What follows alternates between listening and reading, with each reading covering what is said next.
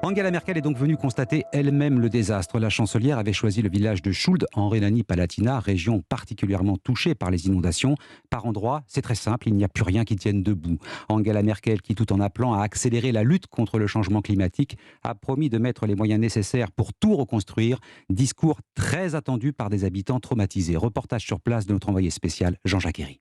Dès son arrivée, la chancelière s'est rendue sur les hauteurs de Schuld. L'air grave, elle a alors longuement constaté les dégâts en contrebas dans le fond de la vallée, là où les maisons ont été emportées par les eaux en furie et où il ne reste plus près de la rivière qu'une vaste plaine boueuse où s'activent les tractopelles. Puis elle est descendue à la rencontre de la population, les pieds dans la boue, s'entretenant plusieurs minutes avec René Haas devant sa maison presque entièrement dévastée. Elle a promis des aides, de mettre tout en œuvre pour nous aider. Mais ce sont des promesses. Nous avons aussi parlé de quand cette aide allait arriver. Nous sommes tous dans le besoin, tous. Nous sommes tous dans la merde.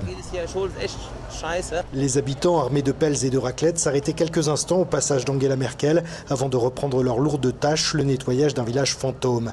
Après presque une heure de présence, la chancelière a ensuite pris la parole lors d'une conférence de presse dans la ville voisine d'Adenau.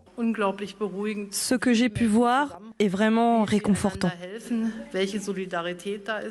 De voir comment les gens se serrent les coudes, comment ils s'entraident.